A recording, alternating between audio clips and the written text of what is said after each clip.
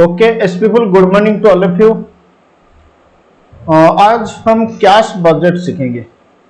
Budgeting chapter का important concept cash budget. फिर तुम्हारा वर्किंग कैपिटल मैनेजमेंट चैप्टर का इंपॉर्टेंट चैप्टर, मतलब जो ग्रुप 2 का फाइनेंशियल मैनेजमेंट है उसमें एक चैप्टर है working capital management. Working capital management में हम सीखेंगे कैश मैनेजमेंट। तो कैश मैनेजमेंट में सबसे इंपॉर्टेंट पोर्शन होता है तुम्हारा कैश बजट। फिर तुम्हारा जो कॉस्टिंग का पेपर है बजटरी कंट्रोल का चैप्टर में भी कैश बजट का सवाल पूछा जा सकता है। तो इसका मतलब कैश बजट का जो कॉन्सेप्ट आज हम पढ़ेंगे ये तुम्हारा बजटिंग चैप्टर के लिए भी काम करेगा। फिर ये तुम्हारा ग्रुप 2 में जो वर्किंग कैपिटल मैनेजमेंट है उसमें कैश मैनेजमेंट में कैश बजट भी काम में आएगा। इसका मतलब एक ही कॉन्सेप्ट सीखो, दो जगह से क्वेश्चन आएगा। तो ठीक है, चलो देखो कैश बजट। पहले ये जो पीडीएफ मतलब कॉन्सेप्ट को रीड करो। Cash budget is estimated receipt and expenses for a definite period which usually are cash sales, collection from debtor and other receipt and expenses and payment to supplier, payment of wages, payment of other expenses, direct labor etc. देखो cash budget का मतलब कितना receipt हुआ, कितना payment हुआ। मतलब हम एक बजट बनाएंगे, कितना रिसीव होगा, कितना पेमेंट होगा। तो कैश बजट जो इंटर का ग्रुप 1 फाइनेंशियल अकाउंट में एक चैप्टर होता है accounts of non profit making organisation. ठीक है, तो non profit making organisation chapter में मतलब एनपीओ चैप्टर में एक कॉन्सेप्ट होता था रिसिप्ट एंड पेमेंट अकाउंट। बिल्कुल सेम है, कैश बजट बिल्कुल सेम है कि रिसिप्ट एंड पेमेंट अकाउंट। इसका मतलब हम एस्टिमेट करेंगे कि सामने वाला पीरियड में कितना रिसीव होगा, कितना पेमेंट होगा। देखो कैश बजट का स्ट्रक्चर क्या होगा, पहले ओपनिंग कैश बैलेंस, उसके साथ रिसीप्ट ऐड होगा, उसके साथ पेमेंट माइनस होगा, तुम्हारा क्लोजिंग कैश बैलेंस आ जाएगा। और एक बार डेफिनेशन को रीड करो। Cash budget is estimated receipt, underline the word estimated receipt. तुम्हारे पास में मेरा मैथ डेफिनेटली होगा तो तुम अंडरलाइन करो estimated receipt and expenses for a definite period. मान लो डेफिनेट पीरियड तुम्हारा 1 साल, तो 1 साल के अंदर कितना रिसिप्ट होगा, कितना पेमेंट होगा, इसको कहते हैं कैश बजट। व्हिच यूजुअली और कैश सेल, मतलब रिसिप्ट में क्या चीज आएगा, कैश सेल आएगा, कलेक्शन फ्रॉम डेटर आएगा and other receipt. Okay, payment में क्या चीज आएगा, expenses, payment to supplier, payment of wages, payment of other expenses etcetera. चलो कैश बजट का कॉन्सेप्ट में कॉपी में लिखो, फटाफट लिखो। Cash budget is a budget for receipt and payment of all kinds during a period. Cash budget is a budget for receipt and payment, मतलब receipt and payment का budget. तो cash budget is a budget for receipt and payment of all kinds during a period. Full stop. In cash budget we shows all receipt and payment. We shows all receipt and payment. Bracket में लिखो both revenue and capital. Receipt दो प्रकार का होता है, revenue receipt, capital receipt. Payment भी दो प्रकार का होता है, रेवेन्यू पेमेंट, कैपिटल पेमेंट। चाहे वो रेवेन्यू रिसिप्ट हो, चाहे वो कैपिटल रिसिप्ट हो, चाहे वो रेवेन्यू पेमेंट हो, चाहे वो कैपिटल पेमेंट हो, सब कुछ कैश बजट में कंसीडर किया जाएगा। ओके, क्या लिखा, we shows all receipt and payment during a particular period. Full stop. लिखो format of preparing cash budget is as under. Cash budget का फॉर्मेट ऐसे होगा। मान लो 3 महीना का कैश बजट में बना रहा हूं, जनवरी, फरवरी, मार्च का।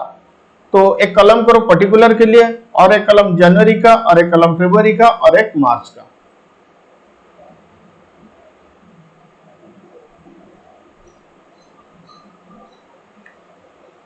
पहले लिखो ओपनिंग कैश। देखो जो जनवरी का क्लोजिंग कैश बैलेंस होगा वो फरवरी का ओपनिंग कैश हो जाएगा, जो फरवरी का क्लोजिंग कैश बैलेंस होगा वो मार्च का ओपनिंग हो जाएगा। तो तुम पहले लिखो जनवरी का ओपनिंग,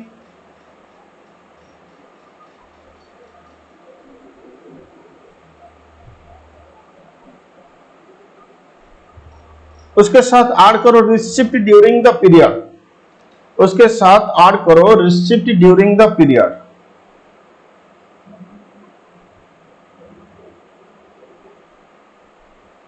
रिसिप्ट में कैश सेल, फिर कलेक्शन फ्रॉम डेटर, रिसिप्ट में कैश सेल फिर collection from debtor, dividend receipt, sale of investment, sale of fixed asset, interest receipt, ये सारे चीज रिसिप्ट में आएगा एक्सेट्रा, मतलब अदर रिसिप्ट।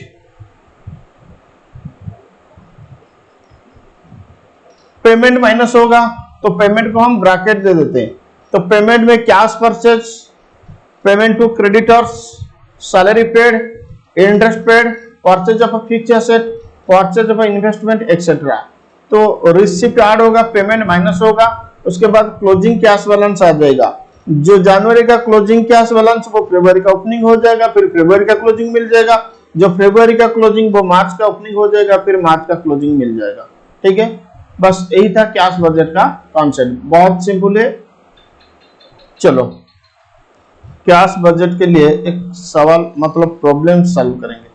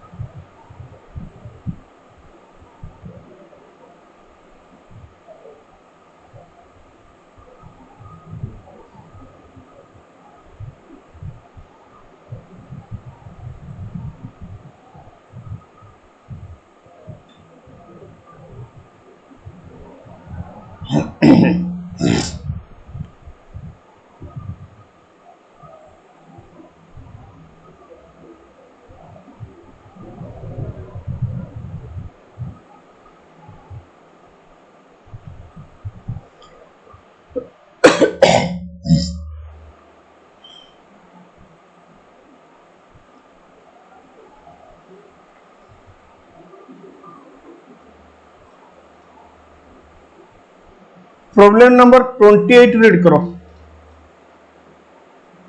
ये सीएमए इंटर दिसंबर 2010 एग्जाम में आया था। तो प्रॉब्लम नंबर 28 रीड करो। देखो अगर तुम्हारे मैथ में ये प्रॉब्लम नंबर 28 नहीं है तो तुम एक काम करो, एक एग्जाम्पल को कॉपी में लिख सकते हो, नहीं तो सीएमए इंटर दिसंबर 2010 का क्वेश्चन पेपर अगर देखोगे तो ये क्वेश्चन मिल जाएगा। ठीक है, from the following forecast of income and expenditure, prepare a cash budget for the 3 months ending on June 2017। मतलब अप्रैल मई जून ये 3 महीने का कैश बजट हम बनाएंगे।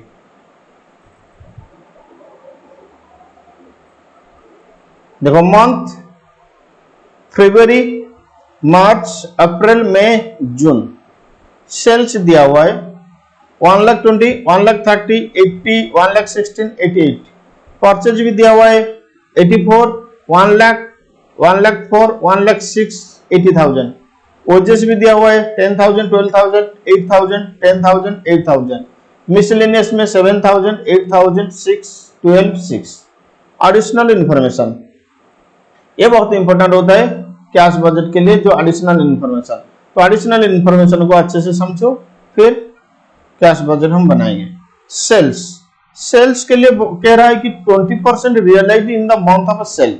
मतलब जितना भी सेल्स होगा उसका 20% उस महीने में मिल जाएगा। ओके, फिर कह रहा है कि डिस्काउंट अलाउड 2%, मतलब 100 रुपया अगर तुम सेल करोगे तो 2 रुपया का डिस्काउंट हो जाएगा, तो 20% रियलाइज होगा, फिर 2% का डिस्काउंट होगा। Balance realise equal in to subsequent month, मतलब जो भी बैलेंस बचेगा वो अगले मतलब नेक्स्ट 2 महीने में इक्वली रिसीव होगा। अब सवाल ये आ रहा है कि सर ये जो डिस्काउंट दिया जाएगा क्या ये टोटल सेल्स के ऊपर डिस्काउंट दिया जाएगा या जितना पोर्शन कैश कलेक्शन हुआ उसके ऊपर डिस्काउंट दिया जाएगा? तुम सोचो, फिर जवाब सामने रखो।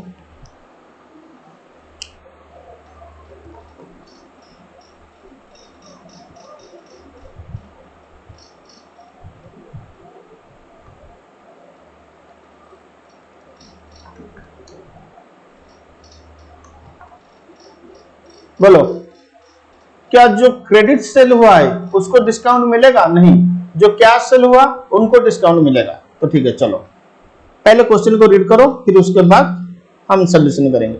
परचेज कह रहा है कि these are paid in the month following the month of supply, मतलब जिस महीने में तुम परचेज करोगे उस नेक्स्ट मंथ में पेमेंट होगा। मतलब अप्रैल में जो परचेज होगा वो मई में पेमेंट होगा, मई में जो परचेज होगा वो जून में पेमेंट होगा, जो मार्च में परचेज हुआ था वो अप्रैल में पेमेंट होगा। चलो, wages 25% in arrear following month, मतलब 25% पेड इन एरियर, मतलब 75% उस महीने में पेमेंट होगा, 25% नेक्स्ट महीने में पेमेंट होगा, क्योंकि 25% इन एरियर, एरियर का मतलब बाकी में पेमेंट होगा, फिर फॉलोइंग मंथ मतलब नेक्स्ट मंथ।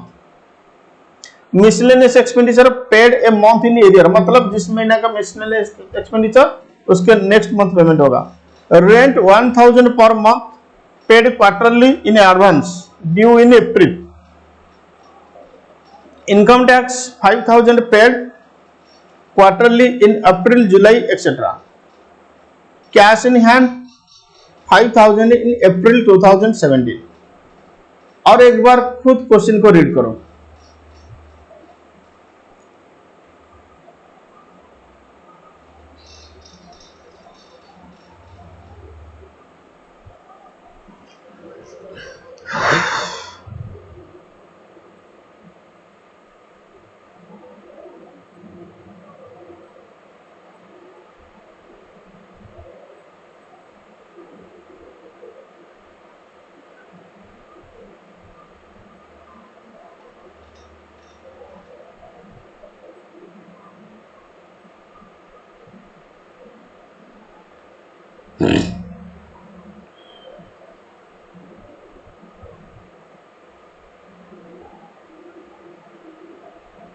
चलो शुरू करते हैं solution.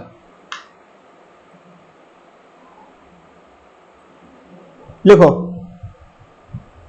Cash budget for April May June, cash budget for April May June. एक कॉलम करो पर्टिकुलर और एक कॉलम अप्रैल के लिए, मई के लिए, जून के लिए।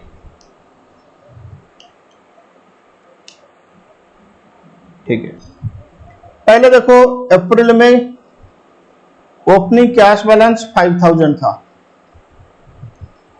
अप्रैल में ओपनिंग कैश बैलेंस 5000 था। बोलो यस और नो? Yes sir.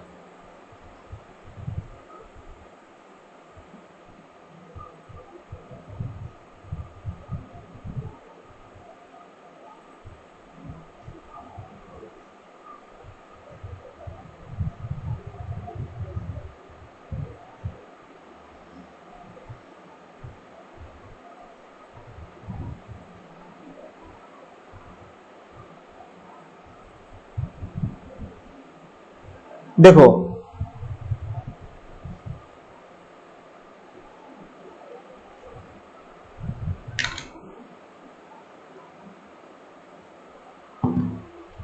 अब देखो अप्रैल का सेल्स कितना?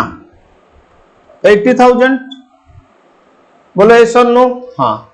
उसका 20% 16,000 2% डिस्काउंट चला जाएगा तो माइनस करो 2%, 15,680, मतलब जो सेल्स अप्रैल में होगा उसका 20% अप्रैल में कलेक्शन होगा, लेकिन कैश 20% तो नहीं मिलेगा, 2% डिस्काउंट जाने के बाद 15,680 मिलेगा। अब देखो कैश सेल अप्रैल में 15,680 रिसीव होगा, तो ऐड करो received during the period. Received during period में पहला चीज आएगा कैश सेल अप्रैल में आएगा 15,680, ठीक है, ओके। फिर उसके बाद देखो, हाँ, एक जो अप्रैल में जो सेल्स हुआ उसका 20% कलेक्शन हो गया 2% डिस्काउंट देने के बाद, और बचा कितना 80%। उसका जो 80% उसका आधा मई में कलेक्शन होगा, फिर उसके आधा जून में कलेक्शन होगा, क्योंकि क्वेश्चन के हिसाब से जो भी क्रेडिट सेल है वो सब्सिक्वेंट मंथ में कलेक्शन होगा इक्वली, तो उसको हम बाद में देखेंगे, उसको बोलेंगे कलेक्शन फ्रॉम डेटर। अब कैश सेल समझो, ठीक है। मई में देखो सेल्स कितना 1,16,000, कैलकुलेशन करो 1,16,000 उसका 20% कितना हो रहा है 23,200, 2% डिस्काउंट माइनस कर दो 22,736। अब देखो मई में कैश सेल्स से कलेक्शन होगा 22,736, ठीक है। फिर उसके बाद जून का सेल्स देखो 88,000, उसका 20% माइनस कर दो 2%, 17,248 जून का कलेक्शन होगा कैश सेल। अब बचा क्रेडिट सेल, ठीक है। चलो, जिस महीने में सेल्स होगा,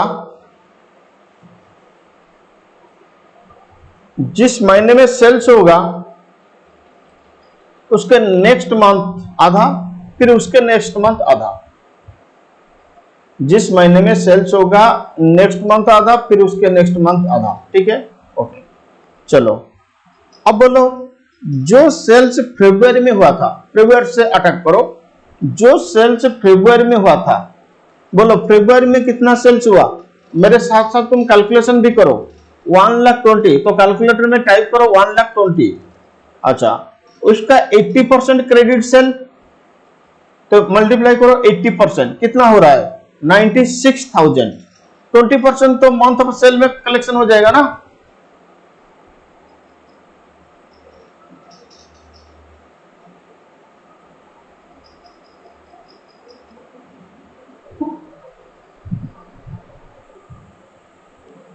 जो सेल्स फरवरी में हुआ था, बोलो फरवरी में कितना सेल्स हुआ था 1,20,000, उसका 20% तो फरवरी में मिला होगा, उसका 80% 96, ये 96 का आधा मार्च में मिलेगा, मतलब 48,000। फिर और जो बैलेंस 50% मतलब 48,000 वो अप्रैल में मिलेगा। वो हो जाएगा हमारे लिए कलेक्शन फ्रॉम डेटर। तो देखो कलेक्शन फ्रॉम डेटर,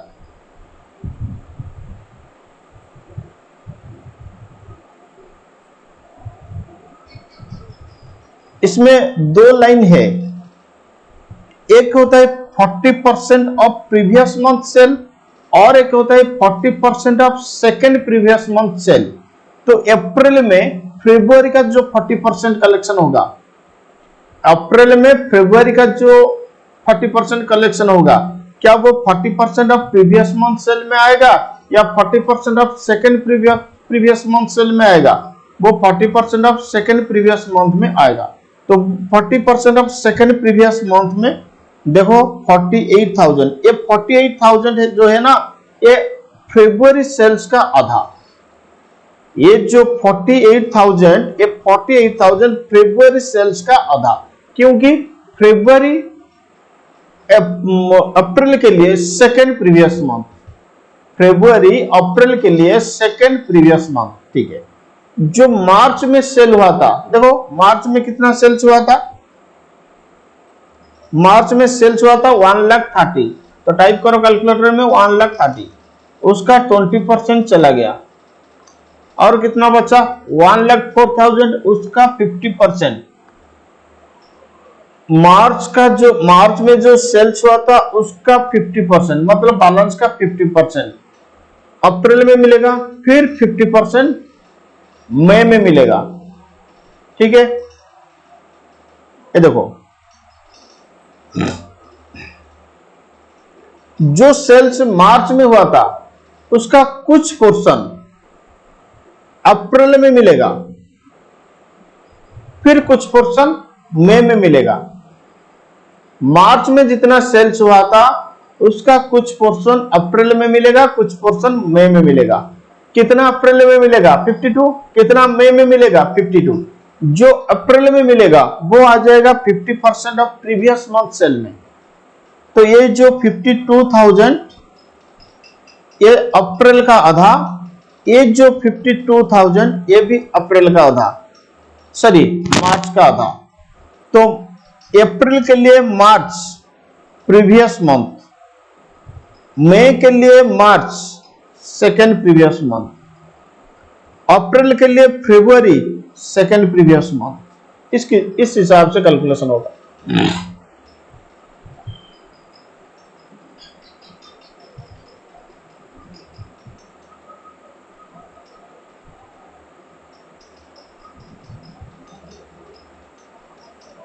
ओके, अब जो सेल्स अप्रैल में हुआ उसका क्रेडिट सेल्स का आधा मई में मिलेगा, फिर बाकी आधा जून में मिलेगा। तो जून में देखो ये तो प्रॉब्लम हो रहा है सेव होने के लिए, उस तरफ कैमरा भी प्रॉब्लम हो रहा है। ठीक है, एडजस्ट करो, कैमरा थोड़ा डिले चल रहा है, कोई बात नहीं। देखो अप्रैल में कितना सेल्स हुआ है? 80,000, उसका क्रेडिट सेल्स 80% यानी 64 का आधा 32,000। अप्रैल में जो सेल्स हुआ था उसका क्रेडिट सेल्स का आधा 32,000 वो मई में मिलेगा और 32,000 जून में मिलेगा। चलो, जो सेल्स जून में हुआ था, नहीं जो सेल्स मई में हुआ था, मई में कितना सेल्स हुआ है चेक करो।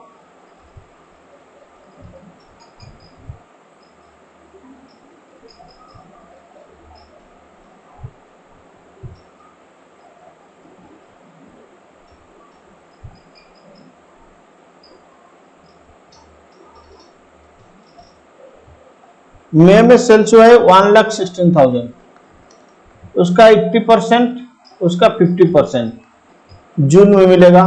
तो जून में मिलेगा 46,400।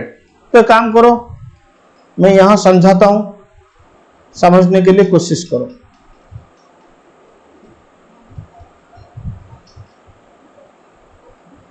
हाँ,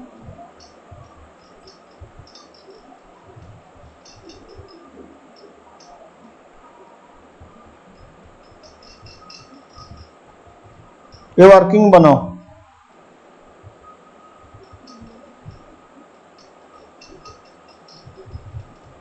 ये तुम्हारा फरवरी, ये मार्च, ये अप्रैल, ये मई, जून। वर्किंग बनाओ। चलो मैं थोड़ी देर के लिए कैमरा को ऑफ कर रहा हूं।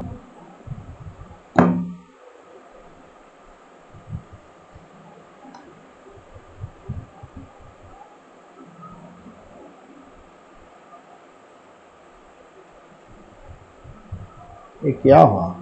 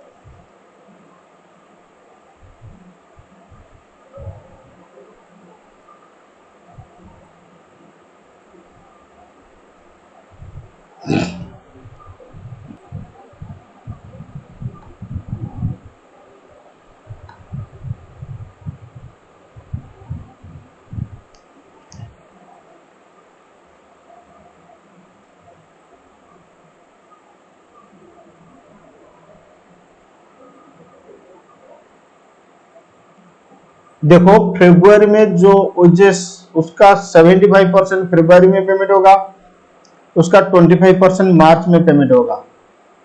ओके, मार्च का जो वेजेस उसका 75% मार्च में पेमेंट होगा, उसका 25% अप्रैल में पेमेंट होगा। अप्रैल में जो वेजेस उसका 75% अप्रैल में, उसका 25% मई में। मई में जो वेजेस उसका 75% मई में। इसका मतलब मतलब अप्रैल में कितना पेमेंट होगा? अप्रैल का 75%, प्रीवियस मंथ का 25%। मई में कितना पेमेंट होगा? मई का 75%, अप्रैल का 75%, मतलब rule 75% of current month plus 25% of previous month.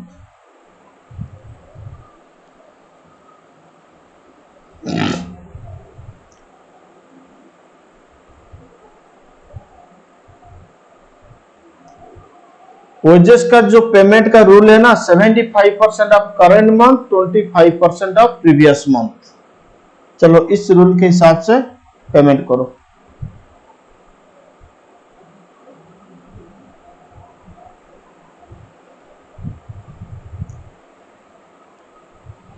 लिखो पेमेंट ऑफ वेजेस,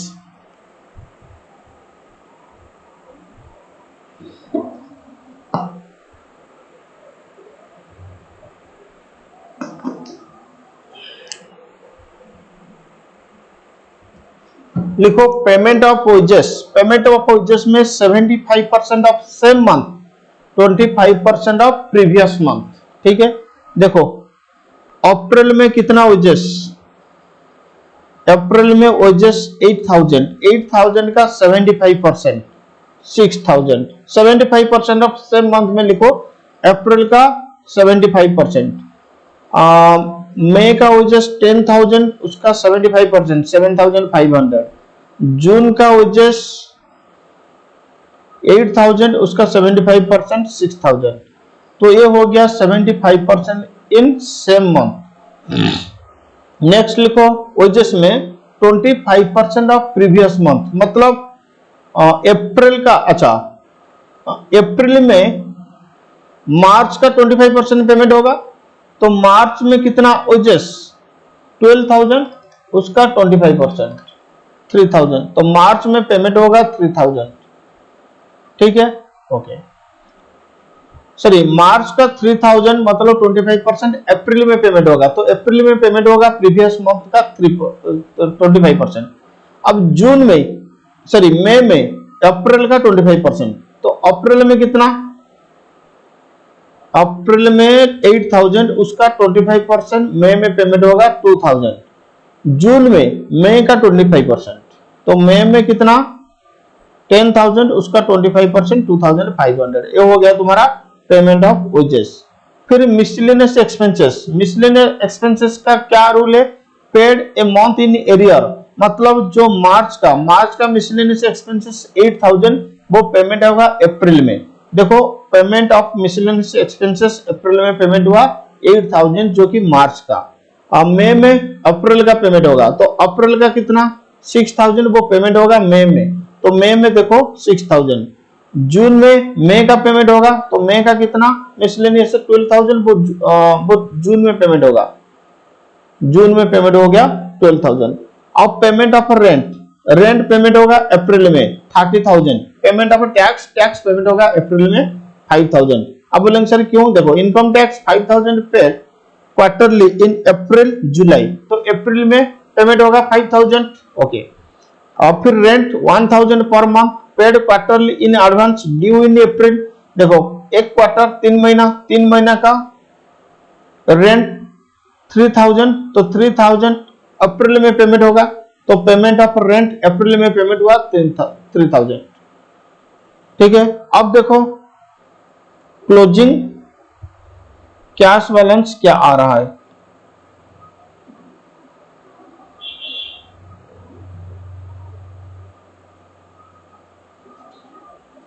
कैलकुलेशन करो।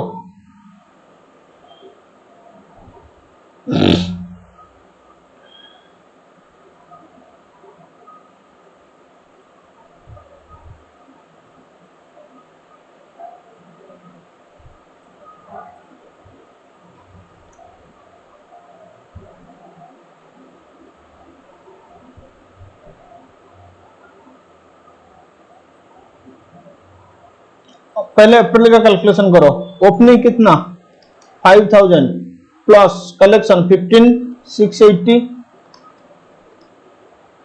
Plus 52 plus 48 minus 1 lakh minus 6000 minus 3000 minus 8000 फिर माइनस 3000 माइनस 5000।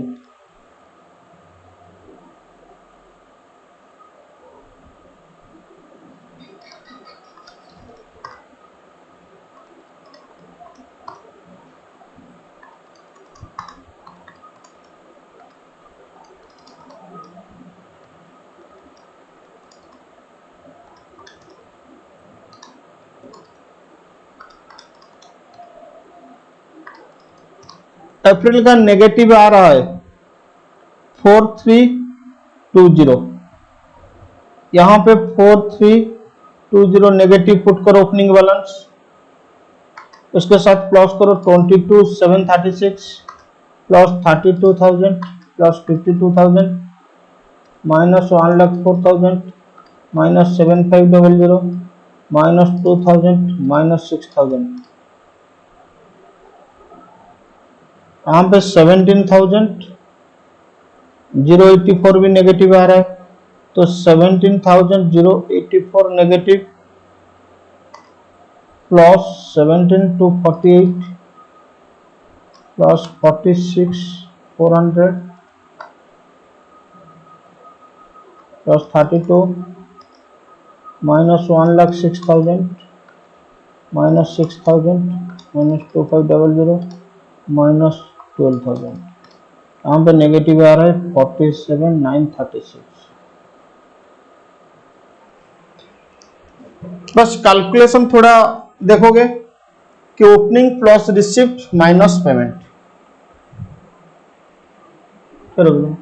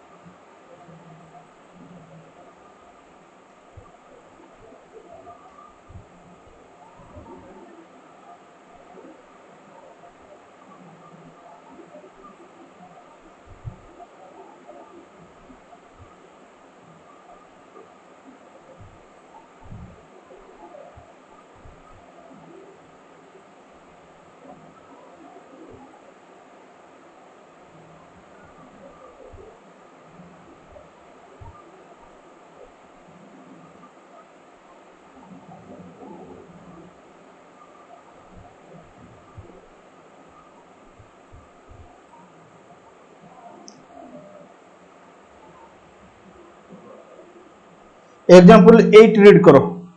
एग्जाम्पल 8 भी तुम्हारा कैश बजट का क्वेश्चन, ठीक है। अच्छा, जो लोग ग्रुप 2 का एफएम में capital budgeting working capital management के लिए कैश बजट कर रहे हो, एक क्वेश्चन ग्रुप 2 का जो एफएम का स्टडी मैट है, मतलब इंस्टीट्यूट मैट नहीं, मेरा डीएस वर्चुअल का मैट, बजटिंग चैप्टर में मिलेगा, ठीक है। वर्किंग कैपिटल मैनेजमेंट चैप्टर में क्वेश्चन नहीं मिल सकता है, मिलेगा तो बहुत अच्छा बात है। मेरा याद नहीं क्या मैं 2 बार टाइप किया हूं या नहीं, लेकिन बजटिंग चैप्टर में डेफिनेटली मिल जाएगा। अगर बजटिंग चैप्टर में भी नहीं मिल रहा है तो तुम एक काम करो, इस क्वेश्चन को या एग्जाम्पल को कॉपी में लिख सकते हो, ठीक है। नहीं तो तुम्हारा ग्रुप 1 स्टडी मैट में मिलेगा, नहीं तो तुम्हारा ग्रुप 2 का स्टडी मैट में मिलेगा, कहीं ना कहीं मिल जाएगा। थोड़ा कोशिश करो ढूंढने के लिए। पढ़ो, एग्जाम्पल 8 रीड करो। ABC Limited, a newly started company, wishes to prepare cash budget from January. Prepare a cash budget for the 6 months from the following estimated revenue and expenses. Month January, February, March, April, May, June. Total sales 20,000, 22, 28, 36, 30, 40. Material 20, 14, 14, 22, 20, 25, wages 4, 4,400, 4,600, 4,600, 4,000, 5,000। Overhead में दो चीज है, production overhead, selling and distribution overhead. Production overhead 3,200, 3,300, 3,400, 3,500, 3,200, 3,600।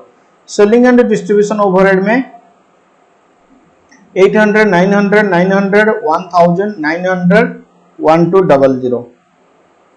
अब information read करो। Cash balance on 1 January was 10,000, मतलब जनवरी का opening cash balance 10,000, जनवरी का ओपनिंग कैश बैलेंस 10,000।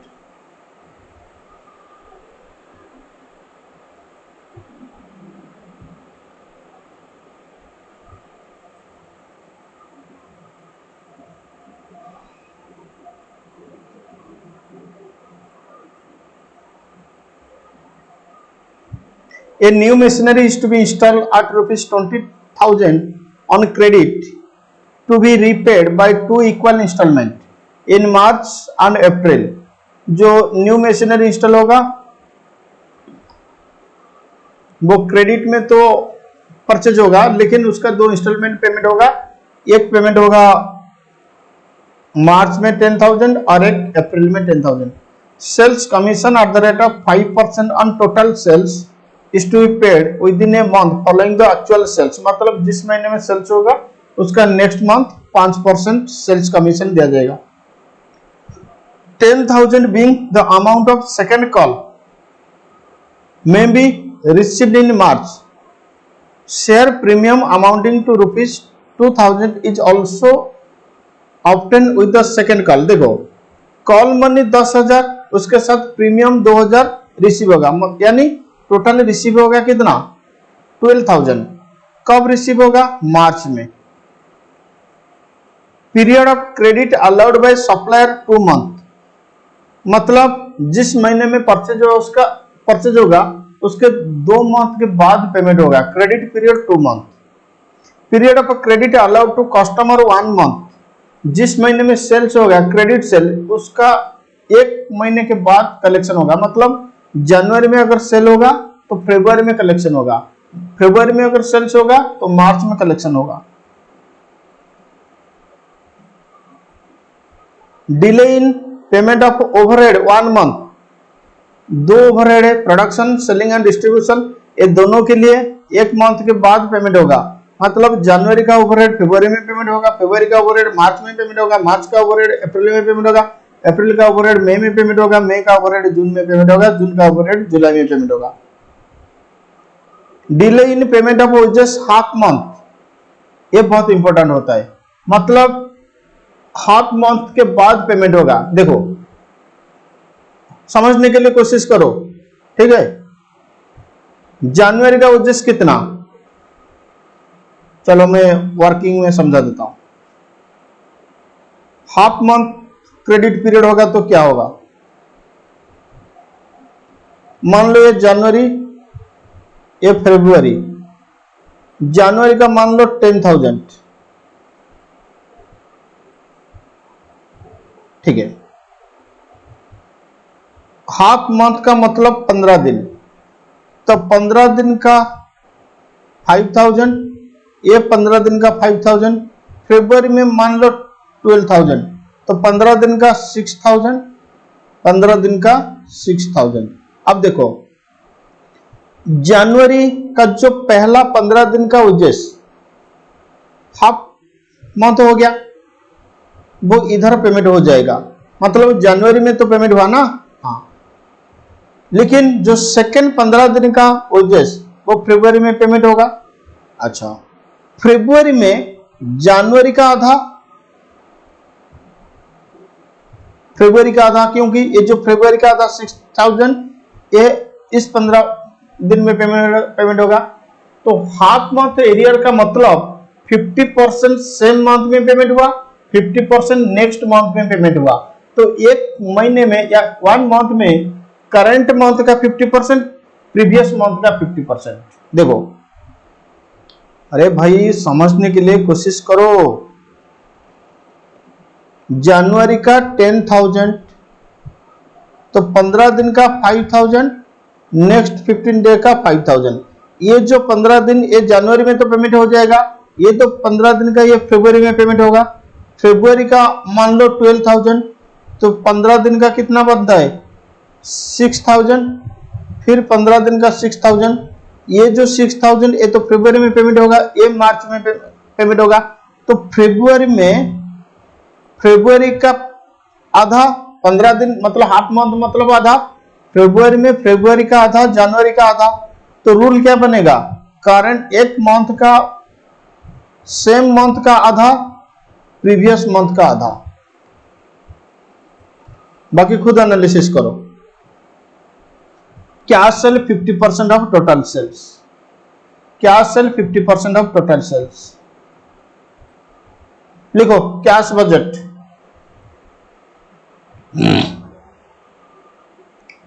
लिखो कैश बजट जनवरी, पर्टिकुलर जनवरी, फरवरी, मार्च, अप्रैल, मई, जून, 6 मंथ का कैश बजट बनाओ।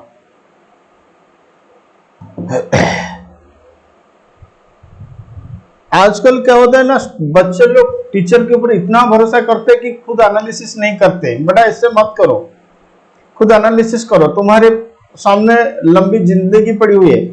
अगर आज तुम एनालिटिकल पावर डेवलप नहीं करोगे तो तुम एक अच्छा प्रोफेशनल नहीं बन सकते हो। हाँ, जॉब करोगे 30-40,000 सैलरी मिलेगा, बस क्या होगा, ठीक है। अनलिमिटेड इनकम के लिए तुम्हें एक एनालिटिकल ब्रेन चाहिए, ठीक है। तो एनालिटिकल ब्रेन के लिए तुम्हें मेहनत करना पड़ेगा, अनकंडीशनल मेहनत करना पड़ेगा, ठीक है। चलो अब तुम्हारा मर्जी, मेहनत करो या ना करो, मेरा कुछ लेना देना नहीं है। बस मेरा काम पढ़ाना, मैं पढ़ाता हूं, नोट्स लिखाऊंगा, कंसेप्ट समझाऊंगा, 2-4 सवाल सॉल्व कर दूंगा। ये नहीं कि सारे क्वेश्चन में सॉल्व करूंगा, ठीक है। देखो, हाँ याद है cash sale 50% of total sales. हाँ, फिर जो क्रेडिट सेल होगा, जो क्रेडिट सेल होगा वो 1 मंथ के बाद कलेक्शन होगा। हाँ चलो अब देखो, जनवरी का सेल्स कितना 20,000, उसका 50% credit sale, sorry cash cell. तो पहले रिसिप्ट में लिखो कैश सेल, पहले रिसिप्ट में लिखो कैश सेल। तो कैश सेल का मतलब जिस महीने का सेल्स उस महीने में उसका आधा। तो जनवरी का सेल्स 20,000, तो उसका आधा 10,000 जनवरी में कलेक्शन होगा। फरवरी का सेल्स 22,000, उसका आधा 11,000 फरवरी में कलेक्शन होगा। मार्च का सेल्स 28,000, उसका आधा 14,000 मार्च में कलेक्शन होगा। अप्रैल का सेल्स 36,000, उसका आधा 18,000 अप्रैल में कलेक्शन होगा। मई का सेल्स 30,000, उसका आधा 15,000 मई में कलेक्शन होगा। जून का सेल्स 40,000, उसका आधा 20,000 जून में कलेक्शन होगा। चलो फिर 50% कैश सेल मतलब सेम मंथ में कलेक्शन हो गया। अब 50% नेक्स्ट मंथ में कलेक्शन होगा। तो जो जनवरी का सेल्स 20,000, उसका आधा क्रेडिट सेल यानी 10,000 वो फरवरी में कलेक्शन होगा। तो देखो कलेक्शन फ्रॉम डेटर जनवरी में, सॉरी जनवरी में तो कलेक्शन नहीं होगा क्योंकि दिसंबर में कुछ क्रेडिट सेल नहीं हुआ था। तो फरवरी में जनवरी का आधा 10,000, मार्च में फरवरी का आधा 11,000, अप्रैल में मार्च का आधा 14,000, मई में अप्रैल का आधा 18,000, जून में मई का आधा 15,000। चलो ये हो गया कलेक्शन फ्रॉम डेटर। फिर बोला था कि कलेक्ट कॉल मनी रिसीव होगा मार्च में, तो कॉल मनी मार्च में रिसीव हुआ 12,000। फास्ट जाना पड़ेगा, मैं तो बहुत फास्ट जा रहा हूं, सुपर फास्ट एक्सप्रेस के हिसाब से। हाँ, फिर आंसर ऑलरेडी लिखा हुआ है। अगर आंसर नहीं लिखा होता तो मेरा स्पीड थोड़ा रुक जाता। तो आंसर ऑलरेडी है, इसलिए मैं सुपर फास्ट क्या सुपर फास्ट में मैं जा रहा हूं। तो तुम्हें भी मेरे साथ जाना पड़ेगा, ठीक है। चलो मार्च में कॉल मनी रिसीव होगा, शेयर कैपिटल 10,000, उसके साथ प्रीमियम 2,000 था, तो 12,000 मार्च में कलेक्शन हुआ। चलो पेमेंट देखो पेमेंट टू क्रेडिटर, क्रेडिटर को 2 महीने डिले में पेमेंट होगा। इसका मतलब जो जनवरी में परचेज हुआ था वो फरवरी मार्च में पेमेंट होगा। तो मार्च में देखो पेमेंट हुआ है जनवरी का परचेज, तो जनवरी का परचेज कितना 20,000। सप्लायर को पेमेंट होगा मतलब मटेरियल के लिए, तो जनवरी का परचेज 20,000, वो मार्च में पेमेंट हुआ 20,000। ठीक है, तो फटाफट लिखते रहो। फिर फरवरी का जो परचेज मटेरियल का 22,000 वो अप्रैल में पेमेंट होगा। फरवरी का परचेज कितना 14,000 वो अप्रैल में पेमेंट हुआ फरवरी। मार्च में 14,000 परचेज वो मई में पेमेंट हुआ 14,000। फिर अप्रैल में 22,000 वो जून में पेमेंट हुआ 22,000। तो पेमेंट टू क्रेडिटर जनवरी में कुछ पेमेंट नहीं होगा क्योंकि दिसंबर का जनवरी में कुछ पेमेंट नहीं होगा, फरवरी में कुछ पेमेंट नहीं होगा, मार्च में जनवरी का परचेज पेमेंट हुआ, मार्च अप्रैल में फरवरी का परचेज पेमेंट हुआ, मई में मार्च का परचेज पेमेंट हुआ, जून में अप्रैल का, मई में मार्च का, जून में अप्रैल का। चलो पेमेंट ऑफ ओजेस का एनालिसिस ऑलरेडी मैं कर चुका हूं। करंट मंथ का 50%, प्रीवियस मंथ का 50%। तो देखो ओजेस में जनवरी का 50% 2,000, दिसंबर नहीं है तो दिसंबर का 50% नहीं आएगा, तो जनवरी में पेमेंट हुआ 2,000। ठीक है, फरवरी का 50% और 2200 क्योंकि 4400 का 50% 2200 प्लस जनवरी का 50% 2,000, तो फरवरी में पेमेंट होगा 4,200। चेक करो फरवरी में पेमेंट हुआ 4,200, ये हो गया फरवरी।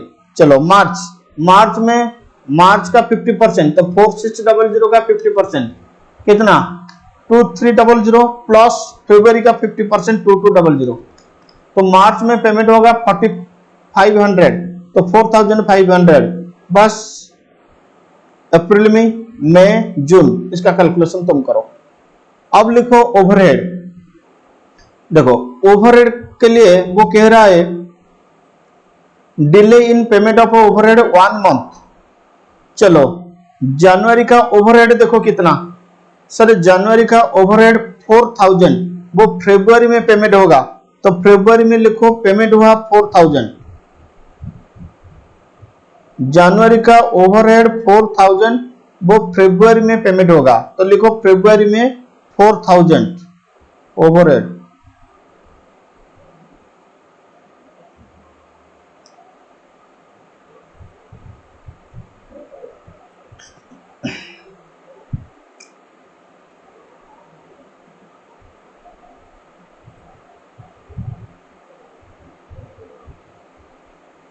अरे भाई कितना टाइम ले रहा है सेव होने के लिए।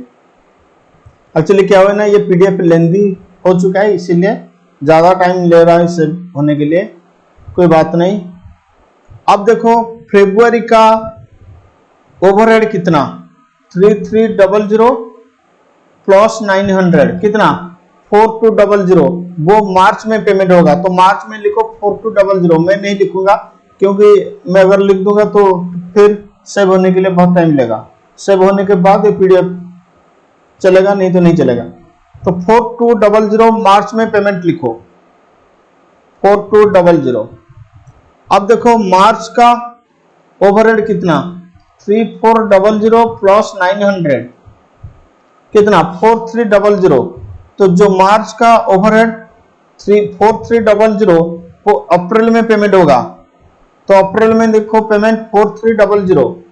ओके, अप्रैल का ओवरहेड कितना देखो 3,500 प्लस 1,000 4,500, वो मई में पेमेंट होगा, तो मई में लिखो पेमेंट ऑफ ओवरहेड 4,500।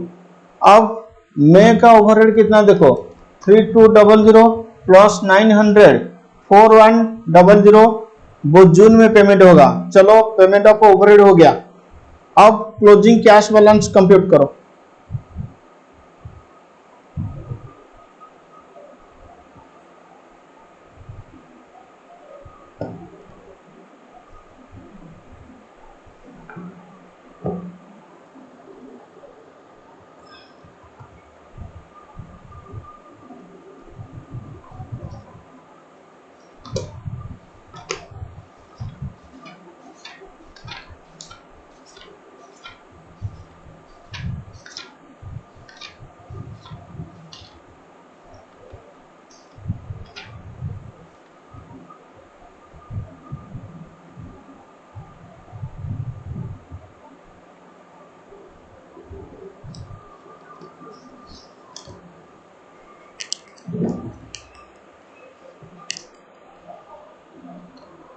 जनवरी का कैलकुलेशन करो, 10,000 प्लस प्लस नहीं -2,000, तो जनवरी का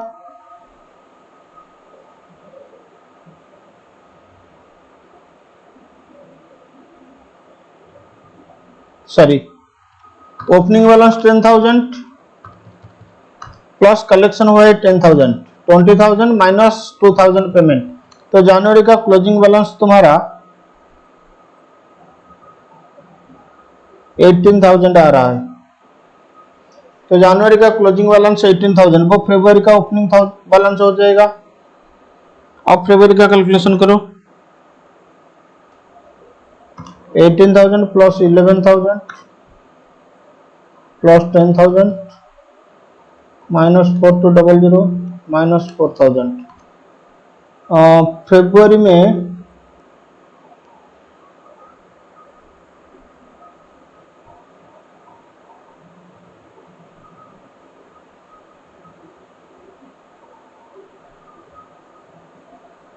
अच्छा एंड सॉरी और एक चीज है,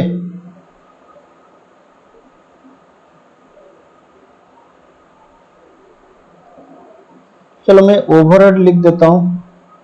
कमीशन है ना, सेल्स कमीशन भी पेमेंट करना पड़ेगा। अरे बहुत आइटम है। चलो ओवरहेड मुझे बोलो तो, ओवरहेड कितना, यहाँ पे ओवरहेड फरवरी में 4,000, मार्च में कितना 4,200,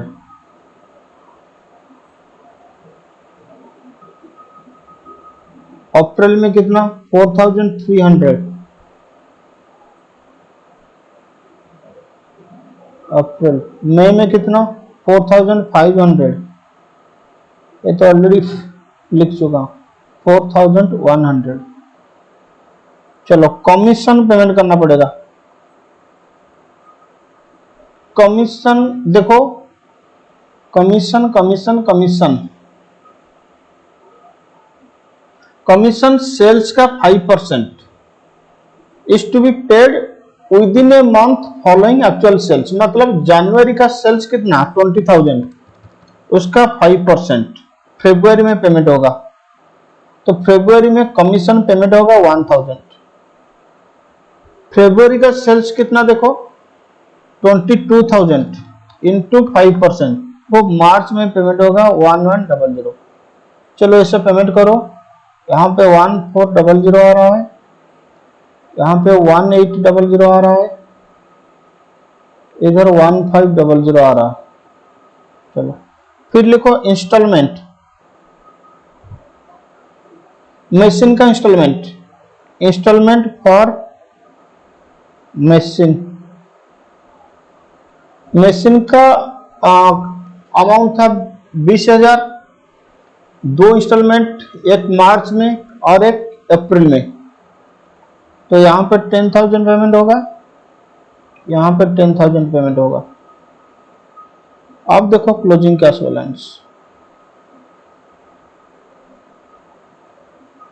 इधर तो 18,000 आएगा।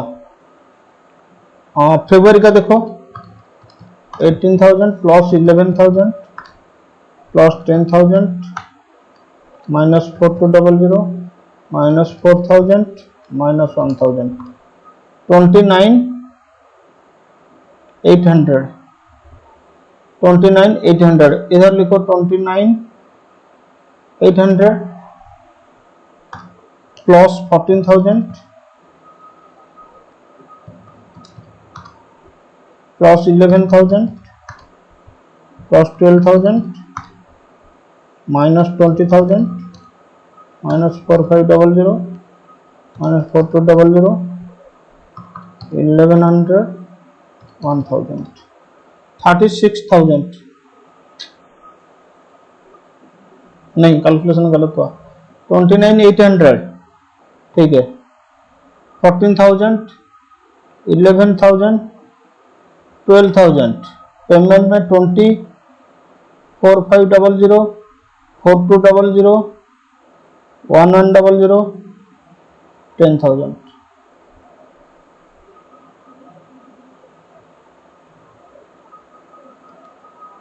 29,800 फिर से कैलकुलेशन करो।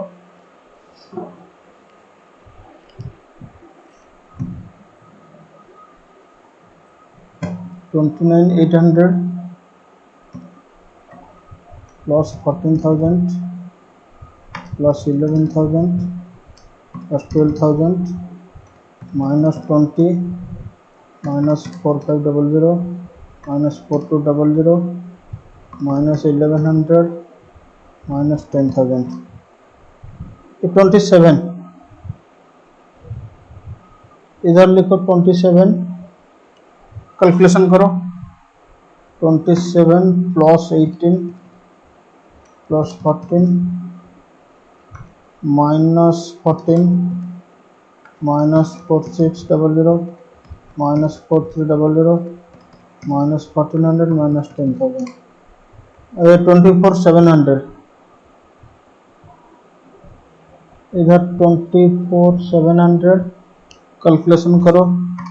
Plus 15 plus 18 minus 14 minus 4,300 minus 4,500 minus 1,800, 33,100। यहाँ पे 33,100 plus 20 plus 15 minus 22 minus 4,500 minus 4,100 minus 1,500, 36,000।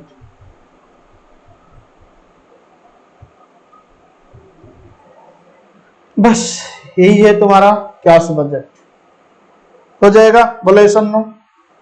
Yes sir.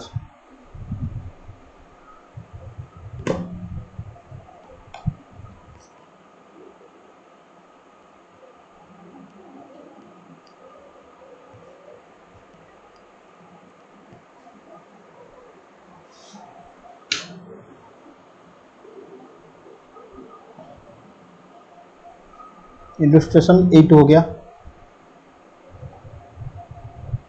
Illustration 9 भी कैश बजट, इसको खुद ट्राई करोगे। बस 10 तो ऑलरेडी